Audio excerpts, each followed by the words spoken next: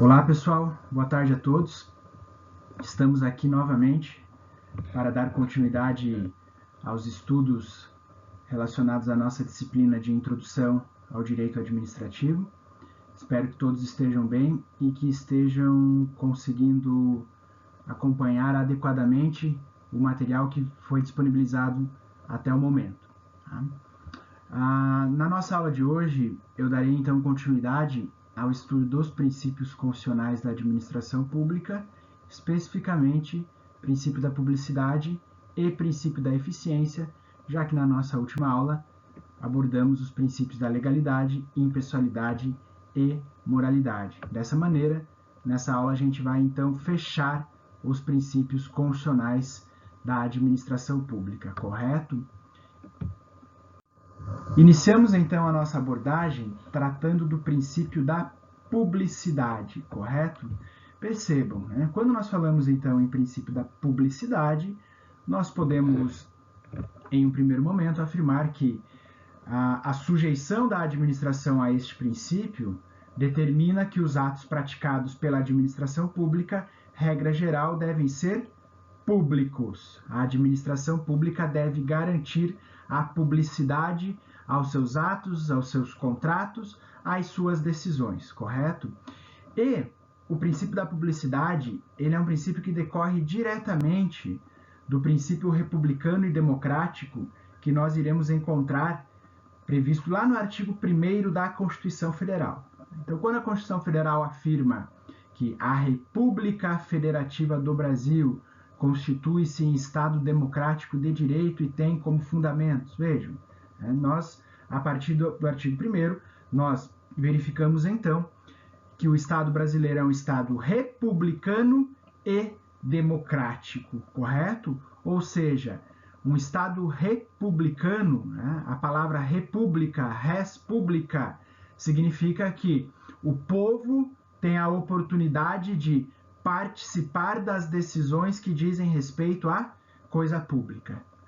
E um regime democrático é aquele regime onde o povo tem a oportunidade de participar das decisões políticas, onde são realizadas periodicamente eleições, onde o povo pode escolher os seus representantes e o povo pode participar ativamente da gestão dos negócios públicos. Então vejam, né?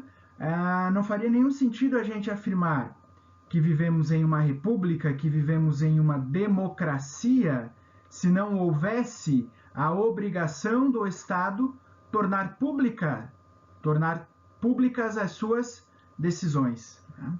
Afinal de contas, se a Constituição Federal afirma que o poder emana do povo, né, que pode exercê-lo diretamente ou através dos seus representantes, aqueles que vão exercer, aqueles representantes eleitos que irão exercer o poder em nome do povo, não podem ocultar do povo de qual maneira eles estão tratando dos assuntos que dizem respeito à gestão dos interesses coletivos, correto? Então, o princípio da publicidade, ele tem relação direta, sem que exista publicidade dos atos governamentais, é impossível que o povo possa conhecer como os governantes estão agindo e possa, eventualmente, questionar as ações tomadas por esses governantes. Nós não viveríamos, então, num regime republicano, num regime democrático, se não houvesse a obrigação do Estado dar ampla publicidade às suas decisões, certo? Então, além disso, né, sem a publicidade, não é possível exercer o controle da administração pública, concordam comigo? Sem conhecer os atos praticados, as decisões tomadas, de que maneira o povo e de que maneira também os órgãos de controle, Ministério Público, os tribunais de contas, poderiam verificar se a atuação da administração pública está em consonância com os demais princípios e com as regras previstas no ordenamento jurídico. Ora, como saber se uma decisão da administração pública está em consonância com o princípio da legalidade, com o princípio da impessoalidade, da moralidade, se essa decisão não é tornada pública, correto? Então, o princípio da publicidade ele tem esse papel fundamental que é justamente permitir que tanto os cidadãos quanto os órgãos que têm essa finalidade possam acompanhar a atividade administrativa e fiscalizar os atos praticados pelos órgãos e pelas entidades públicas, correto? Vejam, pessoal, quando falamos então no princípio da publicidade, a primeira interpretação que nós podemos conferir ao princípio da publicidade é no seguinte sentido: em virtude da previsão constitucional deste princípio, os administrados, os cidadãos, possuem o direito fundamental de obterem acesso a informações, sejam essas informações de interesse particular, coletivo ou geral. Esse direito ele se encontra previsto lá no artigo 5º, inciso 33 da Constituição Federal, que vocês já tiveram a oportunidade de estudar. Vamos então relembrar, né? Artigo 5º, inciso 33. Todos têm direito a receber dos órgãos públicos informações de seu interesse particular ou de interesse coletivo ou geral, que serão prestados no prazo da lei, sob pena de responsabilidade, ressalvadas aquelas cujo sigilo seja imprescindível à segurança da sociedade e do Estado. Então percebam, né? A Constituição Federal assegurou a todos os cidadãos o direito de obter, junto aos órgãos, junto às entidades públicas, informações que digam respeito aos seus interesses particulares ou que digam respeito a algum interesse coletivo ou geral, certo? Então, não é condição para que um cidadão possa ter acesso a uma informação pública que ele tenha que demonstrar que essa informação, que esse dado ao qual ele está pleiteando acesso, diz respeito a um interesse particular. Não. Se ele demonstrar que essa informação diz respeito a um interesse coletivo ou geral, o Estado, como regra, estará obrigado a fornecer essa informação.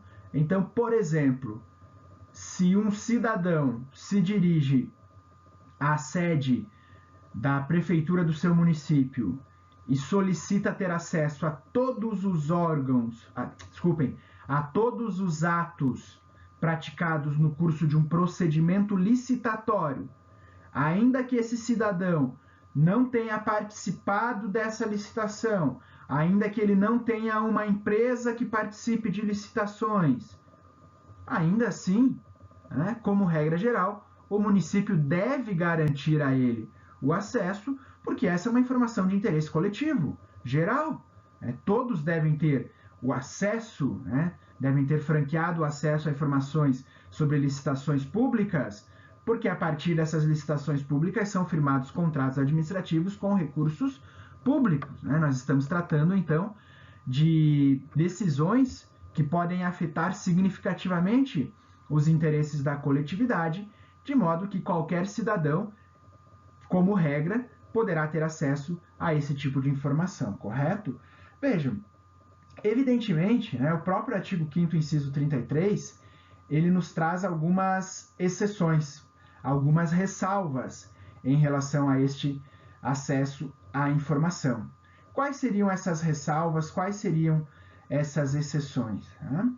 O Estado não é obrigado a garantir o acesso a informações cujo sigilo seja imprescindível à segurança da sociedade e do Estado, correto? E, além disso, nós podemos fazer uma análise um pouquinho mais ampla para incluir aqui também, como uma outra exceção ao amplo direito de acesso às informações, a proteção da intimidade. Isso nós iremos encontrar lá no artigo 93, inciso 9 da Constituição Federal, que afirma que todos os julgamentos dos órgãos do Poder Judiciário serão públicos e fundamentadas todas as decisões, sob pena de nulidade, podendo a lei limitar a presença em determinados atos às próprias partes e a seus advogados, ou somente a estes, em casos nos quais a preservação do direito à intimidade do interessado no sigilo não prejudique o interesse público à informação. Embora, né, o artigo 93, inciso 9, faça menção direta e expressa somente ao Poder Judiciário, nós podemos aplicar o mesmo raciocínio aqui à administração pública, certo? A administração pública eventualmente poderá negar o acesso a determinadas informações, poderá determinar o sigilo de determinadas informações para não prejudicar, em determinados casos, a intimidade dos interessados. Então, podemos aqui relacionar 3 hipóteses em que a administração pública poderá negar o acesso a uma informação pública sem ferir a Constituição, que seria a segurança da sociedade, a segurança do Estado e a preservação do direito à intimidade do interessado. São as 3 hipóteses de ressalvas, de exceções ao acesso à informação, correto? Pessoal, vejam, nós temos, então, desde a Constituição de 1988, né, assegurado um direito fundamental de acesso às informações públicas. Porém, para que esse direito fosse garantido, era necessário que o particular interessado em obter o acesso a uma determinada informação fizesse um pedido, um requerimento de informação à administração pública, correto? A administração pública, ela não estava, de um modo geral, obrigada a divulgar de maneira ampla as suas decisões, com exceção da publicação em diário oficial, já que, para que o particular tivesse acesso à informação pública, ele necessitava fazer um pedido, um requerimento dirigido aos órgãos públicos, né, aos órgãos onde estavam custodiadas essas informações, né? E, logicamente, se esse requerimento fosse negado ou não fosse respondido dentro de um determinado prazo, o particular, então, teria que recorrer ao Poder Judiciário. Por que eu estou dizendo isso para vocês? Vejam, porque isso mudou a partir de 2011, quando nós tivemos a edição de uma lei que ficou conhecida como Lei de Acesso à Informação Pública. Se trata da Lei 12.527 de 2011, que, como eu acabei de mencionar, ficou conhecida como Lei de Acesso à Informação Pública. E qual que foi a grande novidade trazida por essa lei? Vejam, a partir da edição dessa lei, a administração pública passou a ser obrigada a divulgar, em local de acesso ao público e também em seus sites oficiais, informações de interesse público independentemente de solicitações. Tá? Então, a grande inovação trazida pela Lei 12.527 de 2011 foi obrigar o Estado a dar ampla divulgação às informações de interesse público, sem que para isso o indivíduo precisasse se dirigir à sede do órgão público e fazer lá um requerimento de acesso à informação, correto? É o que está previsto ali no artigo 3º da lei. Acompanhem comigo, pessoal. Os procedimentos previstos nesta lei destinam-se a assegurar o direito fundamental de acesso à informação e devem ser executados em conformidade com os princípios básicos da administração pública e com as seguintes diretrizes: divulgação de informações de interesse público, independentemente de solicitações, correto? E no seu artigo 8º, a Lei de Acesso à Informação foi além. Ela relacionou quais informações podem ser consideradas de interesse público e que, portanto, devem ser divulgadas independentemente de requerimentos. Tá? Acompanhe aqui comigo, vou fazer uma leitura rápida aqui das principais informações contidas aqui no parágrafo 1º do artigo 8º. É dever dos órgãos e entidades públicas promover, independente de requerimentos, a divulgação em local de fácil acesso, no âmbito de suas competências, das informações de interesse coletivo ou geral, por eles produzidas ou custodiadas.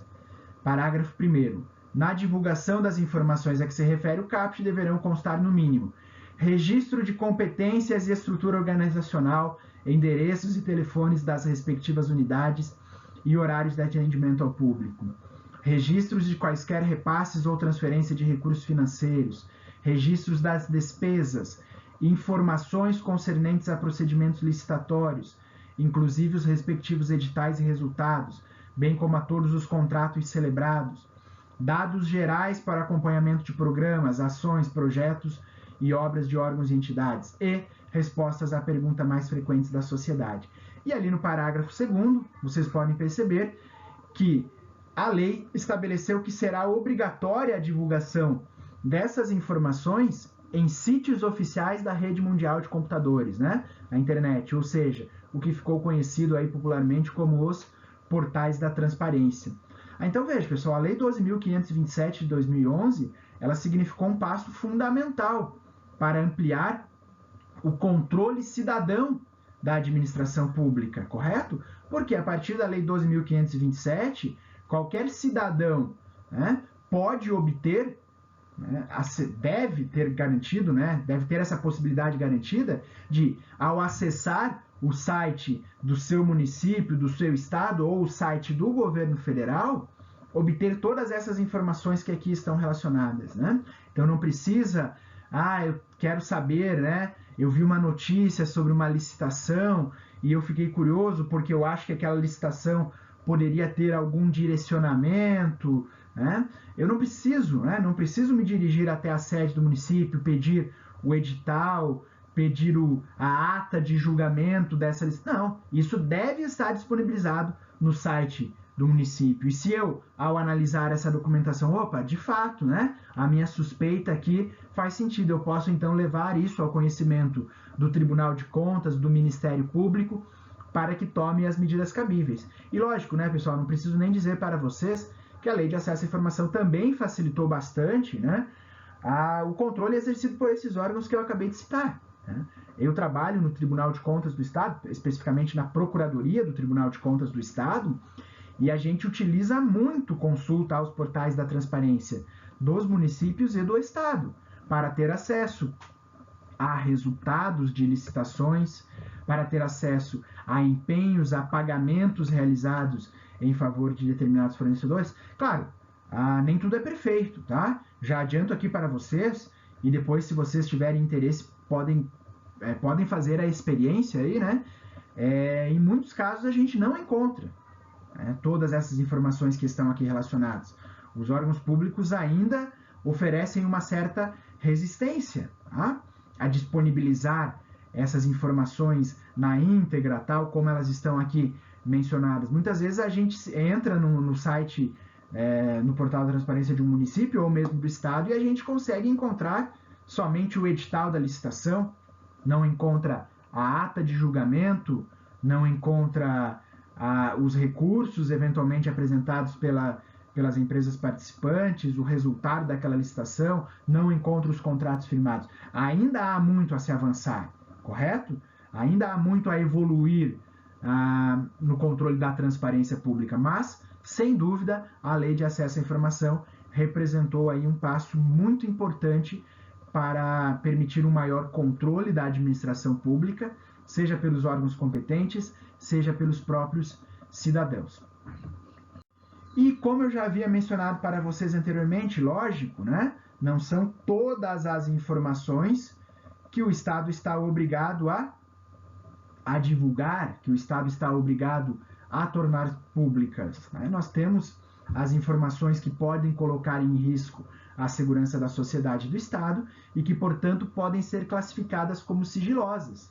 Isso nós iremos encontrar lá no artigo 23 da Lei 12.527 de 2011, que define quais informações são consideradas imprescindíveis à segurança da sociedade e do Estado e, portanto, podem ter a divulgação restringida. Seriam elas, né, aquelas informações que possam pôr em risco a defesa e a soberania nacional ou a integridade do território nacional, prejudicar ou pôr em risco a condução de negociações ou as relações internacionais do país, ou as que tenham sido fornecidas em caráter sigiloso por outros estados e organismos internacionais, pôr em risco a segurança, a vida, a segurança ou a saúde da população, oferecer elevado risco à estabilidade financeira, econômica ou monetária do país, prejudicar ou causar risco a planos ou operações estratégicas das Forças Armadas, prejudicar ou causar risco a projetos de pesquisa e desenvolvimento científico ou tecnológico, assim como a sistemas, bens, instalações ou áreas de interesse estratégico nacional, pôr em risco a segurança de instituições ou de altas autoridades nacionais ou estrangeiras e seus familiares, ou comprometer atividades de inteligência, bem como de investigação ou fiscalização em andamento, relacionadas com a prevenção ou repressão de infrações. Tá? Essas informações, então, são consideradas imprescindíveis à segurança do Estado e elas poderão ser classificadas como sigilosas.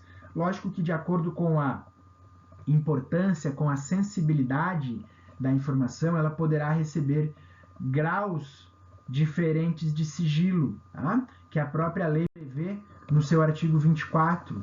Vejam, pessoal, de acordo com o artigo 24 da Lei 12.527, tá? Acho que nesse slide aqui o número da lei ali tá trocado, ele não é 12.257, é 12.527, tá? Acho que nos outros está certo. Vejam, de acordo com o artigo 24 dessa lei, as informações importantes, né, imprescindíveis à segurança da sociedade e do Estado, elas podem ser classificadas como ultra secreta.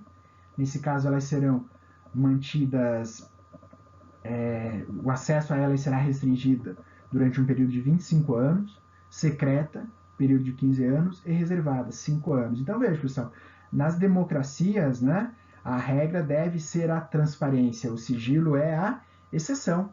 Tanto é que, por mais que uma informação seja classificada como ultra secreta, né, existe um prazo para que ela fique mantida sob sigilo, e findo esse prazo, quando a sua divulgação já não mais colocar em risco a segurança da sociedade ou do Estado, ela deve sim ser tornada pública, né, para fins de pesquisa, para fins de análise, para fins históricos e para que a sociedade efetivamente possa saber o que fizeram os governantes. É lógico que a classificação dessas informações nesses graus de sigilo não pode ser feita por qualquer servidor público, correto?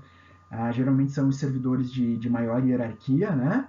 E conforme o grau de sigilo, lógico que aí sim, né? Somente quem ocupa cargos de alto escalão na administração pública, como presidente da República, alguns ministros de Estado. A própria lei ali, depois vocês podem, né?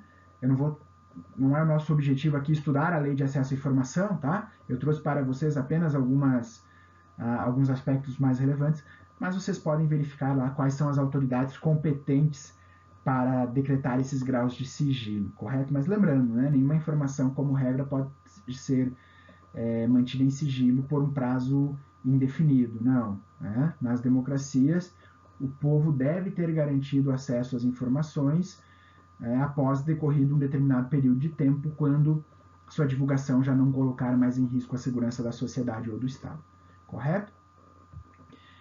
E para nós encerrarmos, tá, pessoal, aqui o princípio da publicidade, vejam, então nós já sabemos que o princípio da publicidade, ele significa que a administração pública deve garantir ampla publicidade aos seus atos, exceto aqueles que digam respeito à segurança da sociedade, do Estado, ou que tenham relação com a intimidade, com a vida privada de um indivíduo. Tá? Nós temos, então, assegurado um direito fundamental de acesso à informação, como decorrência do princípio da publicidade, e, além disso, né, em decorrência desse princípio, a administração pública ela tem o dever de dar publicidade aos atos e contratos administrativos. E de que maneira a administração pública deve cumprir esse dever de dar publicidade aos atos e contratos administrativos? Né?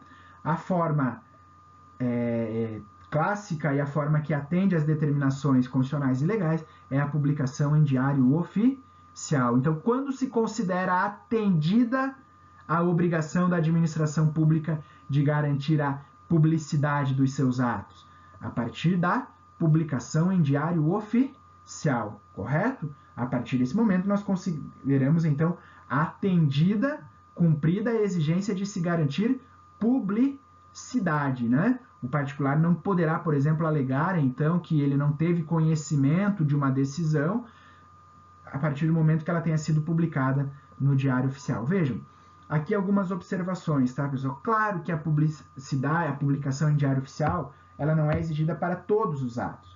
Ela só é exigida para aqueles atos de efeitos externos, né? A publicidade geral. Então, por exemplo, um edital de licitação, um edital de concurso público. Na verdade, o edital de licitação ele acaba não sendo publicado na íntegra, né? porque tem muitas especificações técnicas. O que ocorre geralmente é a publicação do extrato do edital no Diário Oficial, e ali então se menciona, né, o endereço eletrônico aonde os interessados poderão obter acesso à íntegra, tá? Mas então, extratos de editais de licitação, editais de concurso público, extratos de contrato, extratos de convênio, né? Informações de interesse geral, de interesse coletivo. Essas têm que ser publicadas no Diário Oficial. Agora, os atos de efeitos internos, né? Uma circular dizendo como os servidores de determinada repartição devem executar um determinado trabalho, né? Isso, lógico, os atos que vão produzir efeitos apenas no interior da administração pública, eles podem ter a sua publicidade restrita, né, ao ambiente do órgão ou da pessoa jurídica. Então, eles podem ser afixados no mural, a autoridade competente pode encaminhar um e-mail, né, para todos os servidores que serão atingidos por aquele ato, correto? Então, lembre, publicação no Diário Oficial apenas em relação a atos de efeitos externos. Importante, tá, pessoal? Vejam, o Diário Oficial é o meio através do qual se garante a efetiva publicidade dos atos e contratos administrativos. Tá? A administração pública não pode alegar que ela deu publicidade às suas decisões através de outros instrumentos e que assim estaria atendido o princípio da publicidade. Por exemplo, né? A divulgação de um determinado ato, de um determinado contrato na imprensa falada ou escrita, ou mesmo através da Voz do Brasil, né, que é o programa de rádio, né, oficial aí do governo federal. Não, isso não atende à exigência da publicidade. Tá? O STF já decidiu isso lá no julgamento do recurso extraordinário 71652. Isso não atende ao princípio da publicidade. A publicidade é atendida com a divulgação no Diário Oficial, correto? E por último, né? Vejam, pessoal, bem importante aqui, ó. A publicidade, ela é condição de eficácia e não de validade dos atos e contratos administrativos, correto? O que isso significa? Vejam, para que um ato administrativo, para que um contrato administrativo seja válido, ele tem que atender uma série de requisitos. Quando a gente for estudar ato administrativo, nós vamos conversar sobre os requisitos do ato administrativo, né? Mas, por exemplo, para que um ato administrativo seja válido, ele tem que ser praticado por uma autoridade competente, o seu objeto deve ser lícito, determinado, ele deve seguir a forma prevista na lei. Vejam, isso são requisitos para que o ato seja válido. Né? Ele foi praticado pela autoridade competente, ele seguiu a forma prevista na lei, o seu objeto é lícito. Esses são os elementos, os requisitos de validade do ato. A publicidade não é um requisito de validade. O ato pode estar lá prontinho. Está pronto lá uma portaria, um decreto, foi praticado, né? Foi produzido segundo todas as exigências da lei. Esse ato é válido, mas ele só será eficaz, ele só começará a produzir efeitos, né? Ele só começará a produzir efeitos a partir da sua publicação lá no Diário Oficial. Vamos pensar aí num edital de licitação. Né? O que precisa para que um edital de licitação seja válido?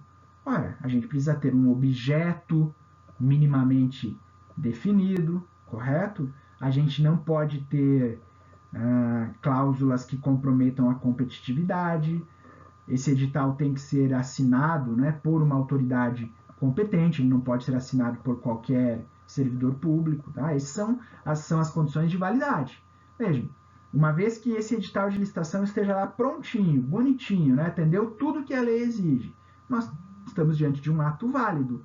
Agora, ele só será eficaz, né, nós só começaremos a falar no decurso do prazo para a realização dessa licitação, para a apresentação das propostas, para questionamentos ao edital, a partir do momento em que ele for publicado no Diário Oficial, correto? Então, a publicidade é condição de eficácia. É a partir da publicação oficial, aí sim que vai se iniciar prazo para interposição de recurso, bem como os prazos relativos à decadência e prescrição.